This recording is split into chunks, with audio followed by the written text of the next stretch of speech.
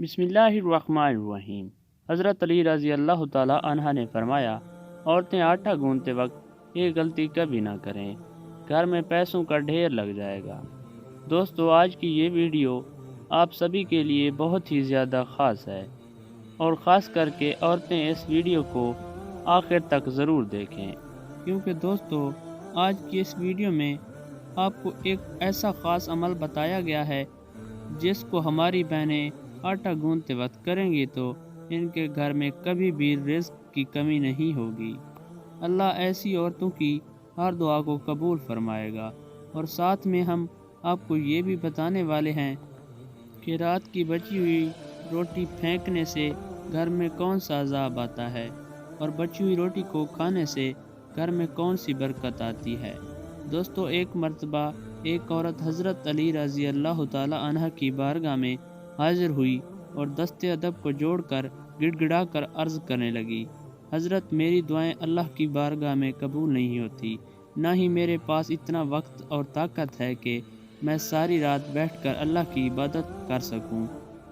مجھے آپ کوئی ایسا آسان عمل بتائیں جس کو کرنے سے اللہ کی بارگاہ میں میری دعائیں پوری ہو جائیں۔ بس اتنا سننا تھا۔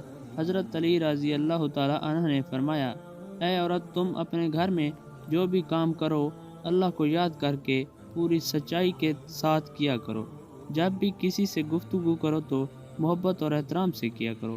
تمہارا یہی عمل بھی ایک عجیب عبادت ہے، اور اس کے ساتھ ساتھ تم جب بھی آٹا گوندنے بیٹھو تو ایک مرتبہ بسم اللہ شریف پڑھ کر اللہ سے یہ کہو کہ اے اللہ، تو نے اپنی اس بندی کو یاد کیا، تو نے مجھ تک رزق پہنچایا اور رزق پکانے کی طاقت تو نے مجھے عطا کی۔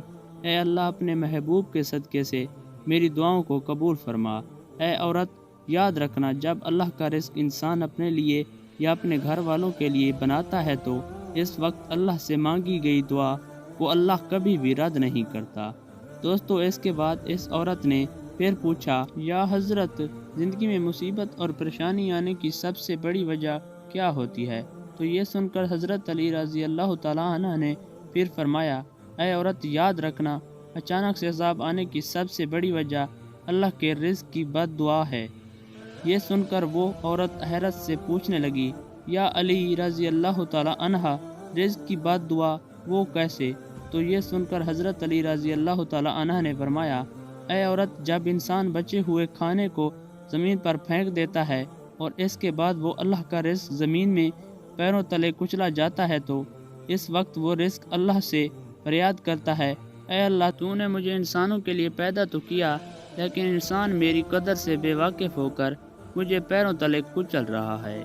اس لیے اے عورت، یاد رکھنا، جب بھی کھانا کھاؤ تو دسترخوان پر بچی ہوئی روٹیاں بھی کھا لیا کرو، پھر اتنا ہی کھانا اٹھایا کرو جس کو تم آخر تک ختم کر سکو، کیونکہ میں نے اللہ کے رسول حضور صلی اللہ علیہ وآلہ وسلم سے سنا ہے کہ دسترخوان پر گری ہوئی روٹی جب انسان کھاتا ہے تو وہ روٹی انسان کے لیے شفا بن جاتی ہے، لیکن اگر چلتے وقت یہ نہ دیکھا جائے کہ زمین پر روٹی پڑی ہوئی ہے اور وہ کچلی جا رہی ہے تو پھر وہ روٹی اس کے لیے بد دعا ہی کرتی ہے۔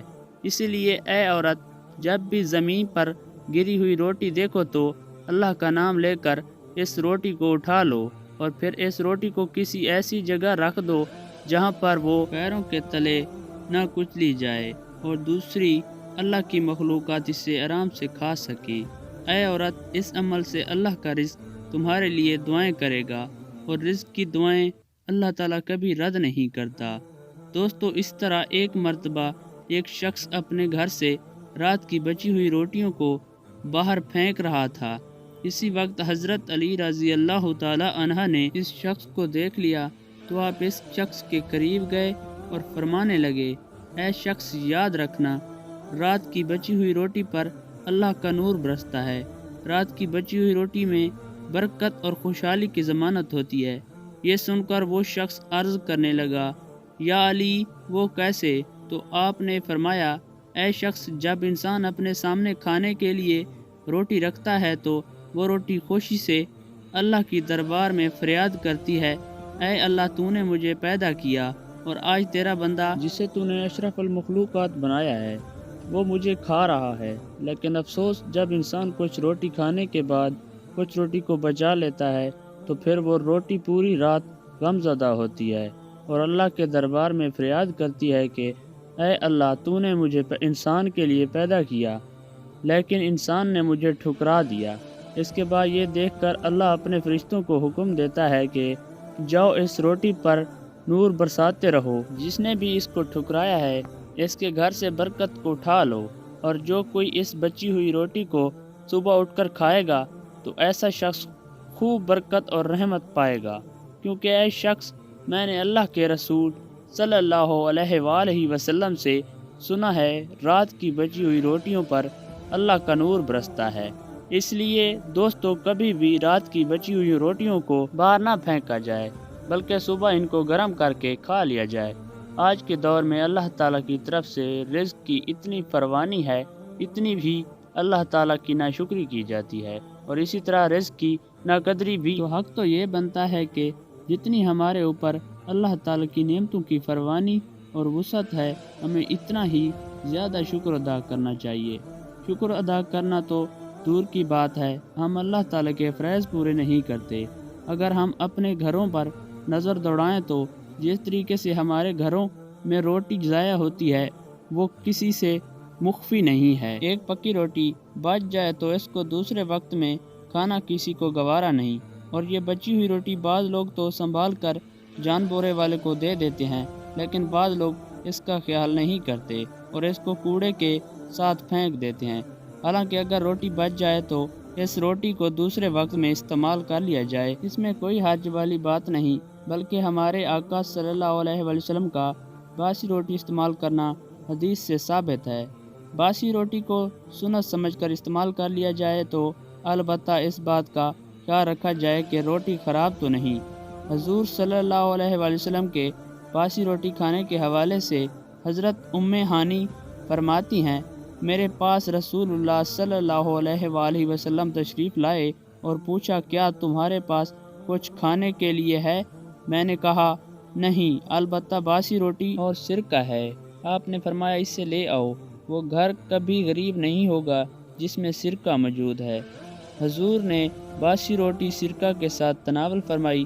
حضرت ساحل بن سعد رضی اللہ تعالی عنہ کی روایت ہے کہ ان سے پوچھا گیا کہ جو کی روٹی کو نبی صلی اللہ علیہ وسلم کیسے پکاتے تھے، تو فرمایا، آٹے میں پھونک مار دیا کرتے تھے تاکہ جو موٹے موٹے تنکے ہوں وہ اڑ جائیں، باقی کو گوندھ لیا کرتے تھے۔